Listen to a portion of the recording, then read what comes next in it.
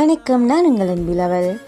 இன்ஸ்டாகிராம்லேருந்து தான் ஒரு sister call பண்ணியிருந்தாங்க. கோபாலபுரத்துக்கு 1 கேஜி கேக் டெலிவரி பண்ணிட முடியுமா அப்படின்னு சொல்லி கேட்டிருந்தாங்க. ஓகே சிஸ்டர், பண்ணிடலாம் அப்படின்னு சொல்லிட்டாங்க.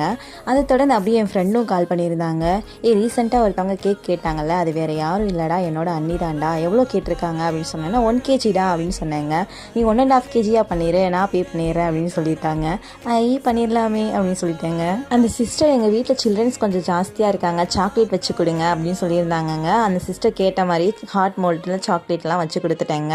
கேக் கட்டிங் வீடியோஸும் அனுப்பி வச்சுருந்தாங்கங்க. பர்சனலாக கால் பண்ணியும் கேக் சூப்பராக இருக்குது சிஸ்டர் அப்படின்னு சொல்லியிருந்தாங்க. பக்கத்தில் எல்லாருக்குமே நாங்கள் சொல்கிறோம் அப்படின்னு சொல்லியிருந்தாங்க. ரொம்ப தேங்க்யூ சிஸ்டர்.